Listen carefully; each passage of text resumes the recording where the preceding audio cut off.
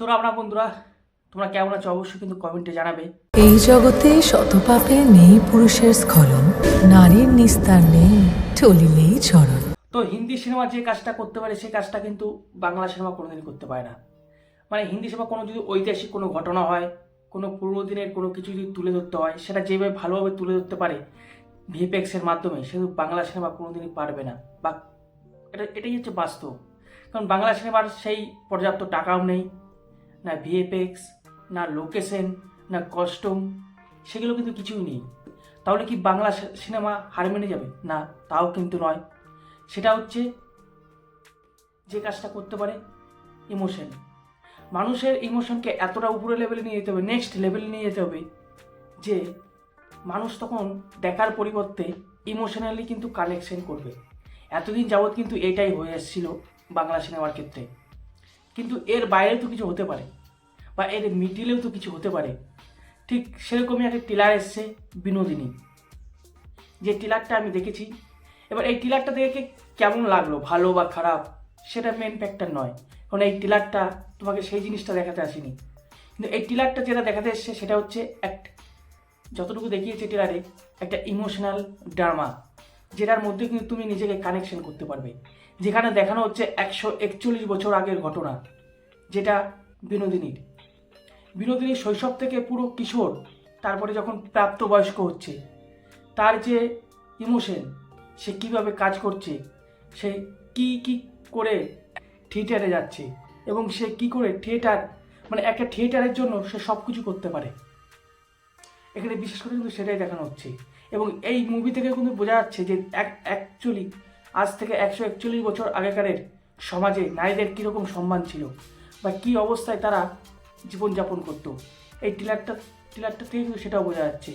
আর এই টিলারের যে মেন যে টুইস্ট, সেটা হচ্ছে মীর। কারণ এর আগেও আমরা দেখেছি যে মারোয়ারি ক্যারেক্টারে মীরটা কিন্তু খুব ভালোভাবে কাজ করে। যেমন ভূতের ভবিষ্যতে তোমরা দেখেছো, এখানেও কিন্তু চমৎকার।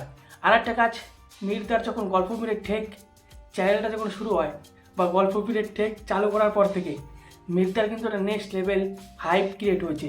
কারণ মীরদারও একটা নিজস্ব দর্শক হয়েছে। সেক্ষেত্রে কিন্তু মীরদার যে দর্শকগুলো আছে, সেই দর্শকগুলো কিন্তু এই চরিত্রে দেখার জন্য উৎসাহিত হয়ে তারা হলে যাবে। এবং আমার যা মনে হচ্ছে সিনেমাটা কিন্তু ভালো হবে। এবং এছাড়াও আর একটা জিনিসও কিন্তু হতে পারে, স্টার যে থিয়েটার ছিল সেটার নাম বদলে গিয়ে এখন বিনোদিনী থিয়েটার হবে। সেক্ষেত্রে এটাই তো একটা হাইপ ক্রিয়েট করতে পারে যে বিনোদিনী থিয়েটারে বিনোদিনী মুভি রিলিজ হবে। এটা মানে বিশাল একটা ব্যাপার। আর কেউ যদি মনে করো যে ট্রেলারটা মানে খারাপ হয়েছে ভালো হয়েছে, এই জিনিসটা কিন্তু সে করতে আসেনি। ট্রেলারটা এখানে ইমোশনালি করতে এসছে, যে ইমোশনালি কতটা কানেক্ট করতে পারলো। তবু আমার কোথাও গিয়ে মনে হচ্ছে যে এখানে যে তাবর তাবর অ্যাক্টারগুলো রয়েছে, তাদের কাজ তো ভালো হয়েছেই। তাদের সামনে রুক্মিণী কী করে মানে খারাপ কাজ করবে? রুক্মিণীর কাজটাও কিন্তু ভালো হয়েছে।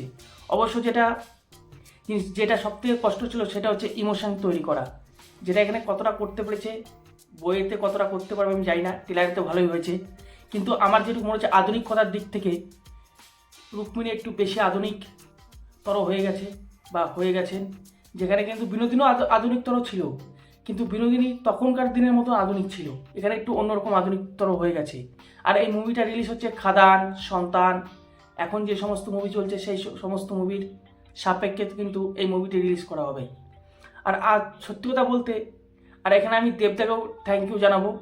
কারণ আমাদের যে সমস্ত মুনি ঋষি আছে, তাদের উপর যদি বই করা হয়, মানে একটা নস্টালজিয়া যাকে বলা হয়, নস্টালজিয়া, তারাই কিন্তু এক একটা নস্টালজিয়া করতে পারে। যেমন রামকৃষ্ণদেব, স্বামী বিবেকানন্দ, আরও যে সমস্ত মুনি ঋষি আছে, সেই কাজটা কিন্তু দেবদায় হাত দিয়েছে। এর আগে করেছে বাঘাযতীন, তারপর এখন রঘু ডাকাত। তো বিশাল ব্যাপার আর কি। তো বইটা কেমন হবে 23 তারিখে আসছে, অবশ্যই দেখে তোমাদের আমি জানাবো। অবশ্যই তোমরা ট্রেলারটা দেখো, কিন্তু কেমন লাগলো ট্রেলারটা কমেন্টে জানাবে। এখানে কিন্তু আবারও বলছি, ভালো খারাপ করতে আসেনি, ট্রেলারটা জাস্ট ইমোশন নিয়ে খেলতে এসেছে। এবং সেটা ট্রেলারেই দেখা যাচ্ছে যে হ্যাঁ, ইমোশন নিয়ে খেলতে পেরেছে। এবার যখন মুভিটা আসছে, সেই মুভিটা কীরকম কী করা হবে দেখা যাবে। এবং যেটা ফুটিয়ে তোলা হয়েছে এখানে ভিএফএক্সের মাধ্যমে, আমি তো যথেষ্ট ভালো করার চেষ্টা করা হয়েছে। অসংখ্য ধন্যবাদ। দেবদাকেও ধন্যবাদ, কারণ দেবদা কিন্তু জানে যে কীভাবে মুভির মার্কেটিং করতে হয়। খাদান বইয়ের ক্ষেত্রে সেটা তোমরা দেখতে পেরেছো। তো সেই ক্ষেত্রে আমি বলবো বইটা তো সুপার ডুপার হিট হচ্ছেই। ওসব তোমাদের কি মনে হচ্ছে কমেন্টে জানাতে পারো।